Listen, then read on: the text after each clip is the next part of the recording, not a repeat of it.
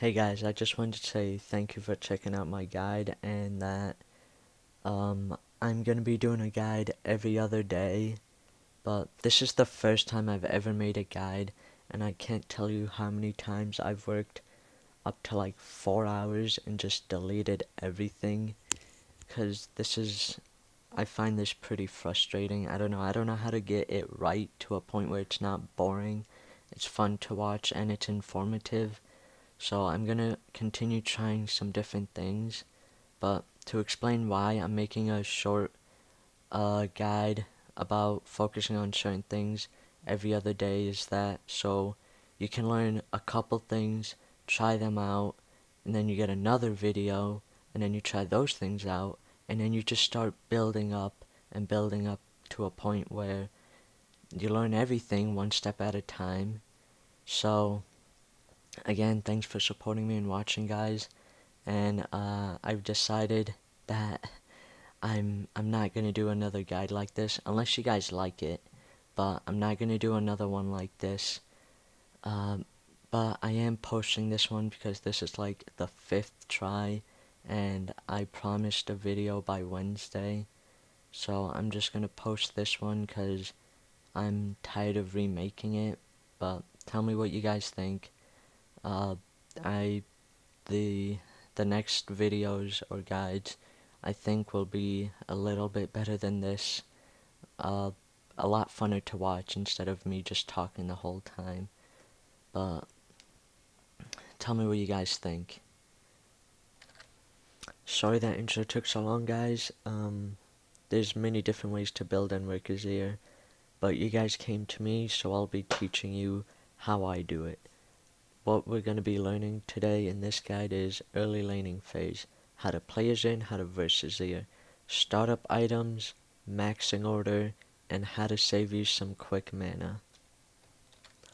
Here are my runes and masteries, and I'm just going to have them up real quick here, but if you guys want to look at them some more, I'll post pictures, links in the description. But I start out with, at the very beginning of the game, I go 2 fairy charms, and then how many potions I buy after that depends on who I'm facing in lane. If I believe they're going to be poking me a lot, for example, Xerath, real hard counter to Azir, ridiculous poke range, and you just can't get to him, I'd go 3 health potions. But if I'm facing someone that I believe I can outzone and push him out of lane, for example like Fizz, I'll go 2 health potions and then grab a mana potion so I'll have enough mana to continue to poke him. Now, once I do that, how I play during the lane is, well, pre-6, I only focus on farming. About 90% of the time, I don't worry about anything else but farming. If the enemy laner continues to fight me and poke me and attempt to kill me or whatever, then I'll have to fight back. But if that's not the case, I'll focus on farming because in the end, I most of the time will out damage him in the end and outscale him because Azir is really strong later in the game. But the reason I start fairy charms is because I need to get Morello Namakan as soon as I can, and getting those 2 fairy charms already boosts you up there, and if you need to recall early, you can grab yourself you can grab the core items of Morello Namakan a lot quicker. So, because I play passively, I start fairy charm. But if you're going to go aggressive and attempt to farm at the same time, I'd I'd say go Doran's Ring, but most of the time I suggest you go Fairy Charm. Now that we talked about how to play Azir pre-6, we can talk about how to lane against an Azir pre-6. And I just want to say right now, Azir pre-6 is extremely squishy and pretty weak. Now before most of you jump at me and yell things like Azir has ridiculous range and poke and it's up all the time, it may seem like that to you, but Azir is all about placement and where his soldiers go. To put it in words, how to lane against Azir is pretty simple. Azir requires soldier positioning to deal damage. Without his soldiers, he has no damage.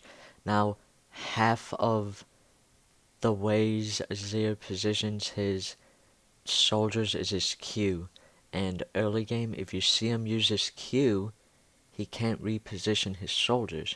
That means that's when you can go in. He also has no ult to push you back or whatsoever. So you usually picking people with long range and poke, or people that can instantly jump in. For example, Talon is really good. If you see Azir use Q, you can E on him and completely melt him. On the other hand, people with long range like Xerath can shoot his Q while Azir is auto attacking with his soldiers, because Azir needs to stand still when he auto attacks, and he can move instantly after that, but while he's auto attacking, Azir can't move.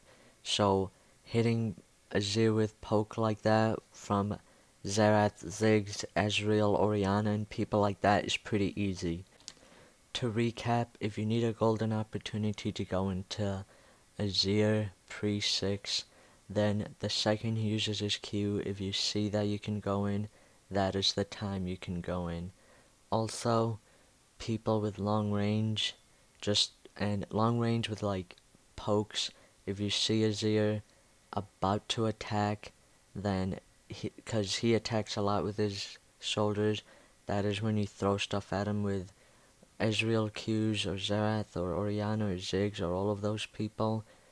So if you just poke him down, and since he is pretty squishy early, his health will go down pretty quickly.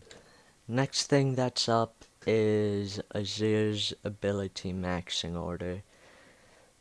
Some people have been asking me constantly why I don't max W second, and the reason being is, like, his W, it only helps him in getting a shorter cooldown on his soldiers.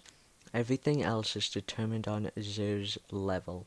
His damage to units and turrets are completely dependent on Azir's level. Upgrading his W does not increase your damage whatsoever. So all leveling up W does is allow you to bring up your soldiers a lot more often. And I don't think that's completely necessary in the early to mid game, because Azir soldiers, for me at least, are most of the time always up. His E, however, his E is very vital to engage, disengage, quickly reposition yourself, and to win trades between your lane partner, or if you're getting ganked or whatever, because that shield is really helpful. So, you can see why I easily chose E over Q. At one point when I first started playing Azir, I'm willing to admit, I used to go E, Q, and W, which worked pretty well, except for I did not have any poke, and I was very safe, but I would never come out on top, so the Q really helps with that. But the E needs to come in second to provide a lot of... It's there to provide a lot more than what your W can. Now, if you found yourself to being really low on mana while playing Azir quite frequently during laning phase, then you might be using your Q to get to like the caster minions more often than you should. And I used to do this all the time, and I found out that your W is nearly half the mana cost of your Q. So what I'm saying is, instead of queuing constantly to get to, or to reposition the shoulder that's already up, you can save nearly half the mana by just throwing down another soldier. And if you used to queue a lot like I did, then in the end this will save you a lot of mana that you can use to poke champions and to use as escape and so on.